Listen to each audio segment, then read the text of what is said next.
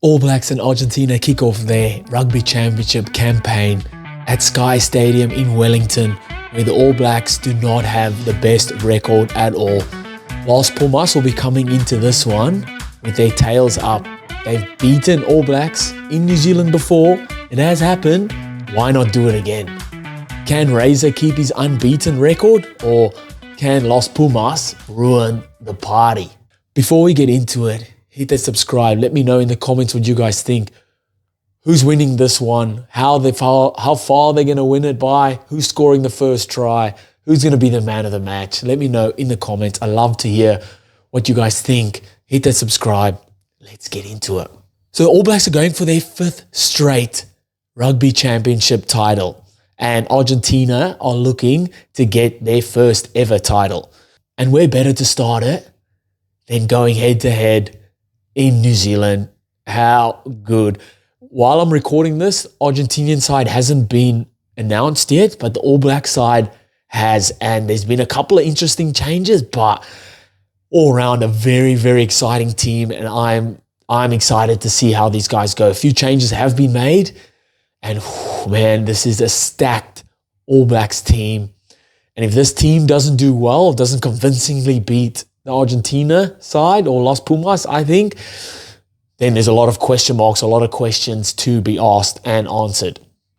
So just looking at the team, so we'll run through it quickly. So we've got Ethan de Groot, Cody Taylor, and Tyrell Lomax up front. The locks is Tupuvai and Sam Darry. Back row of Ethan Blackadder, Dalton Papali'i, and Ari Savia. Savia captain. 9 and 10 of TJ Perenara and Damien McKenzie. Centre pairing of Jordie Barrett and Anton Leonard-Brown. And back three of Mark Talia, Sevu Reece, and Bowden Barrett. The impact in Asafa Almoa, Alpha Tongafasi, Fletcher Newell, Josh Lord, Wallace Satiti, Cortez Ratima, Rico Ioane, and Will Jordan. Oh, man, exciting. So obviously, first talking point, Scott Barrett, like Jason Ryan bluntly said, he's not available for these next 2 tests. He's out of it. So Darry comes in and Tupuvai starts. There was talk about Patrick Tuipulotu maybe starting, but he's not even in the 23 squad. So Tupuvai and Sam Darry get the first crack at the 4-on-5 jumper there, with Josh Lord coming in on the bench.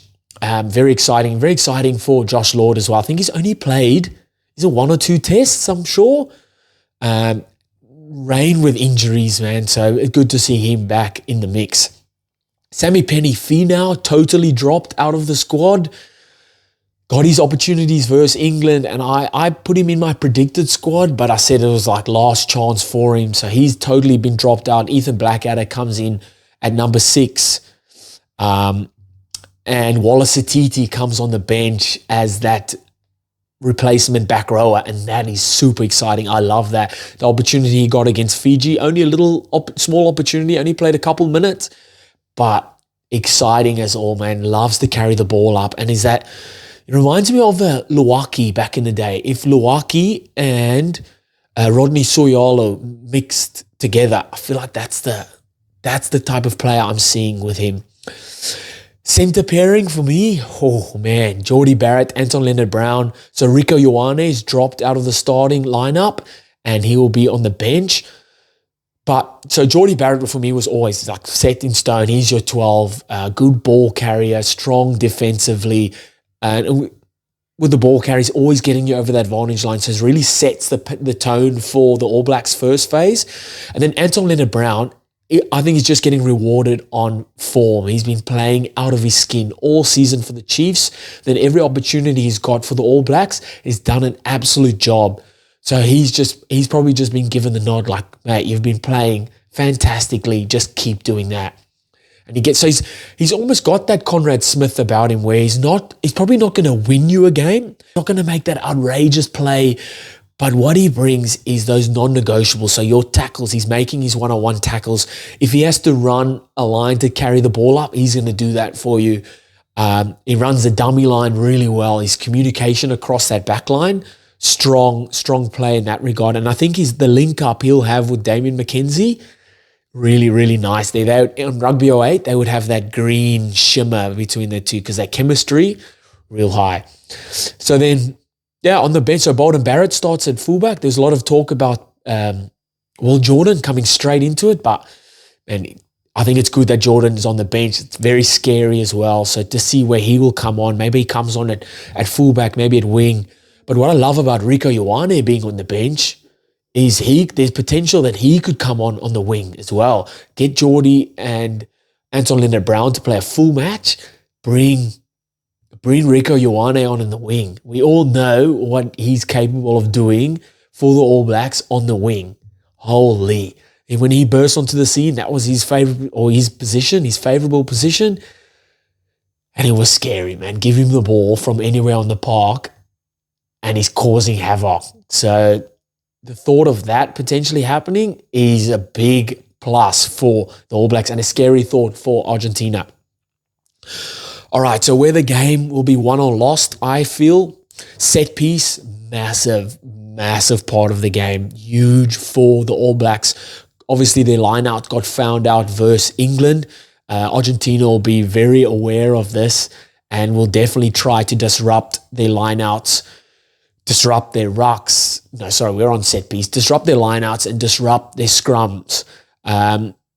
Because of, and we saw it in the Fiji game, how All Blacks love to set their attack shape off a line-out. They have such good variety in attacking plays off the line-out because it's either from the top or down. There's a winger coming or the hooker comes around. They've got a lot of shape where if it's from the top, Perenara will hit the center straight and he's got someone out the back or he just crashes it up.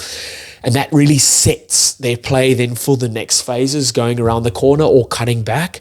So if you can disrupt that, it really puts a stone in your shoe, if you will, for the All Blacks attack. So if you disrupt their lineouts, it really makes it hard for them to get their flow on. And Argentina will definitely be looking to do that. Argentina have always been known for a strong set piece, so lineout and scrum. So they'll definitely be looking to target that of the All Blacks for sure. Contact area is another point.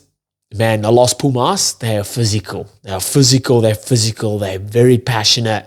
They come in they're all heart. You'll see it and it'll be imminent from the national anthem. There'll be a lot of guys crying. There's a lot of emotion. They play with emotion, spirit, passion. So they go into tackles to breakdowns, carrying the ball at 100% of the time. 100 revs at 3,000, 5,000 all the time. So contact areas for both sides will be very important. Can ABs look after their ball? Can they try and disrupt Argentina's rucks and vice versa? So that'll be a very big or a strong point in the game, where it'll be won or lost. These are topics kind of that, yes, anyone can say, like you can say, yes, that's how you play rugby. You win, you dominate those areas of the game and you're going to win. It's easier said than done. Because you're thinking that, but there's the opposition that's also thinking that. So who does it better at the end of the day is going to come out on top. And then lastly, for me, playing the full 80 minutes. I talked about Argentina coming in with a lot of passion, the high spirits, physical, like I said, passionate, emotion, a lot of that. And that can be very draining. So if in the first 40, 50 minutes, if you're just going hammer and tongs into everything, you may be hitting one or two rocks that you probably should have the ball's already lost, maybe just fanned out to get in that defensive line. That wears on you. You get tired. And that's where the All Blacks will sink you. Those last 10, 20 minutes, if you can look back through time, through the All Blacks' whole career, that last 10, 20 minutes is usually where they, boom, fifth gear, now we're cruising and the teams fall off. And that's where the All Blacks are so good at, like holding into that. Yes, a lot of the times they've already won the game by the 10, 20th minute. But in those last 10, 20 minutes, that's where they turn it on. And that's where I think Argentina might get found out in this game. So it'll be it could be very tight, very spirited, very passionate the first 50, 60 minutes, but it's if Argentina can hold on to that last 20, and I think that's where the game is going to be won or lost. And now, man, I'm excited. Like I said at the start of this video, Argentina are going into this with, we've done it before in New Zealand, let's go and do it again. And New Zealand are going into this like, we don't have the best record in Wellington. I think it's 1 win in 6 games, the last 6 games. We're unbeaten though under Razor. Let's go. And for Razor, this is stressful. Yeah, definitely. Will we see a bit more of how he wants to play in this game, throughout this competition, should I say.